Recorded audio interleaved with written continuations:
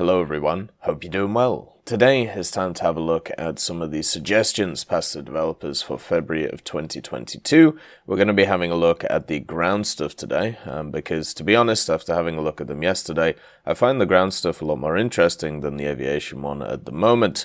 But we will cover everything as we go along from the past to developers, so let's get started. The first vehicle is of German origin, and it is the 7.5 cm Pak 9738F Aus Panzer 740R. So as you can see, being German, it has kind of a ridiculous name, but this is one of those captured tanks which we've seen used quite a lot by the Germans in the Second World War. What it is it's a combination of a T-26 from the USSR and a gun from France, the Canon de 75 Model 1897.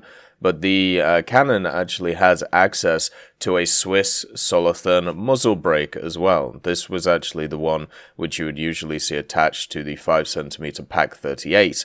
And it could fire French and also Polish ammunition. There was 10 of these made, and they were sent to the Eastern Front in October of 1943, but they were quickly taken out of service and replaced by the Marder III, which was obviously a much better option at the time. So this vehicle is definitely kind of interesting, but at the same time, it's just a weird Frankenstein machine. I'd love to see it in the game for the Germans. It would be unique and very interesting. Then for the Soviets, we actually have a vehicle which I thought would have already come to the game, if I'm honest with you. It's in Kabinka right now, and it is the PCB-76. This machine is very ridiculous. Only one prototype was made, I believe, and it's also a Second World War vehicle. In the summer of 1943, at the Gorky automobile plant, they started preparations for mass production of self-propelled guns for the Su-76M. The track self-propelled gun had a good off-road ability, but had little speed on the highway. And since the Red Army was advancing, the designers of the plant had the idea to create more wheeled self-propelled guns to be used in obviously more mobile ways. So they would have something which could, have fire support for the infantry, but also could do some reconnaissance at the same time because of its mobility. So focusing on prototypes which were designed in 1940 and 1941 on the Gaz-63 truck, in the 19th of October 1943, V.A. Graichev started the layout of plant productions for the 63 SU after the designation of the Gaz-68. Together with other designers such as Gavalov, Ivanov, Kirsanov, and also Zimanowski, by the end of 1943, they had a wooden model made, which convinced some of the more skeptics when it came to the reality of the project. On the 7th of February 1944, the draft was approved by the Red Army, and by the spring, without waiting for completion of the design, the finished drawings had been sent to the shops to produce a prototype. On the 4th of May 1944, the first prototype came out basically of the factory gates. But however, when in 1944 in November, the trials of the machine, which received the designation, the SPC-76, they realized that there wasn't really a need for it.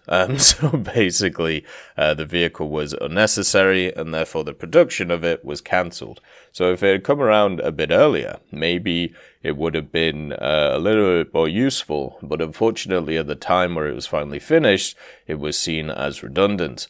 This vehicle is definitely interesting. Obviously, having access to the 76.2mm ZIS-3, it would only have 2 degrees of gun depression, but it would actually have traverse on the gun itself of 18.5 degrees either way from 0. It was also powered by the Gaz-11, which gave it 85 horsepower and therefore 15.9 horsepower per ton, which isn't too bad for the vehicle, but it would be quite slow generally in the game. But this could be quite a fun little vehicle for the Soviets, and as I said, I'm kind of surprised we haven't seen it yet. For Japan, we have the Type 2 key toe. Now, this is an improvement over the Type 98 key knee, which I believe we already actually have in game. Basically, what they did is they enlarged the turret so it could accommodate a different gun, which was the Type 1 37mm. This would mean that it would have more firepower over the Type 100, which was in the key knee, and everything else about the vehicle was kept exactly the same. The production of this tank actually began in 1944, and they made around about 30 of these units before the end of the war. But unfortunately, as usual, when it comes to pretty much all of these Japanese machines, which are late war and also on the ground, they were kept on the mainland for defense and therefore never saw any combat. The Chinese get their hands on the Type 59 G125, which is a heavily modernized version of the Type 59 that we have in the game. Basically, it was found that after many decades, the Type 59 was not exactly what we class as a relevant MBT.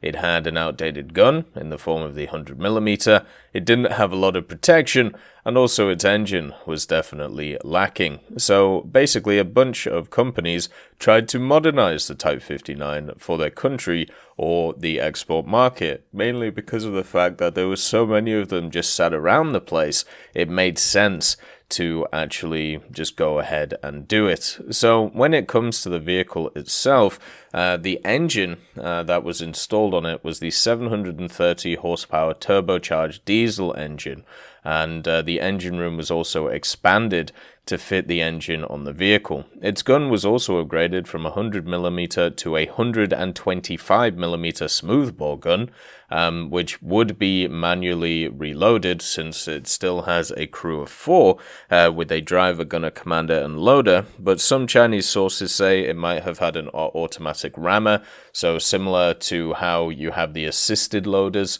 in some of the Soviet tanks, but also the turret itself was extended slightly to the rear with a bustle. It was also given a 12.7mm for the loader and a 7.62mm coaxial.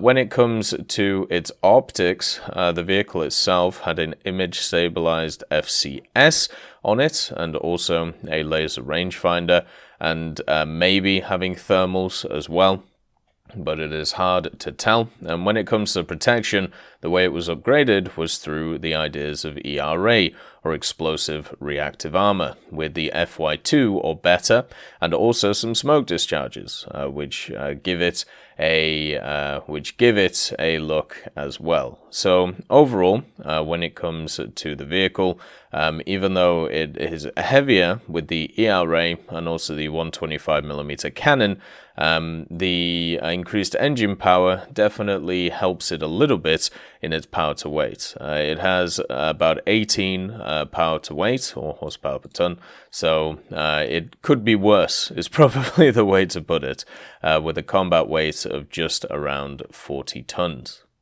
The Italians get another OTO-Melara R3, and basically this is based on the ideas of the R3. So if you didn't know, when it comes to the R3 project in Italy, the way it was designed was it was designed to fit many weapon systems. This included stuff like tows, so you could easily see an R3 with a tow. We obviously already have in game a few variants of it, and what has been passed to the devs is another version of it with the Breda Folgore recoilless rifles. These are slightly different to the standard ones that you've seen when it comes to War Thunder, because they are 80mm ones instead of the longer ones, or the bigger ones, I should say, sorry, from stuff such as the Americans. The Breda Folgore had an effective range of 1,000 meters and also had a 5x optical rangefinder. It was also able to penetrate over 450 millimeters of RHA, so the majority of IFVs and other armored vehicles of the era would have been annihilated by it. And also at the same time, you have obviously the speed of the R3 and all of that good stuff. So the vehicle itself would be exactly the same. It would just have basically a different weapon system on the top of it, and also at the same time it would have to be manually reloaded, so good luck with trying to do that in a combat situation. The French get a massive heavy tank, the FCM F1 heavy tank, but I'm pretty sure this vehicle was never built in its actual proper configuration. I'm pretty sure only a demonstration was built, or a demonstrator was built, which means a wooden mock-up to everybody else. So the FCM F1, or the FCM Model Fortress 1, is a huge tank, or super heavy tank, which was designed to basically break through fortifications. So very similar to stuff like the T-95, which was designed to get through stuff like the Siegfried Line, even though it wasn't needed. At least that was the idea of it. The tank itself was supposed to weigh 139 tons and have 9 crew members. It was also 10 meters long and 3 wide.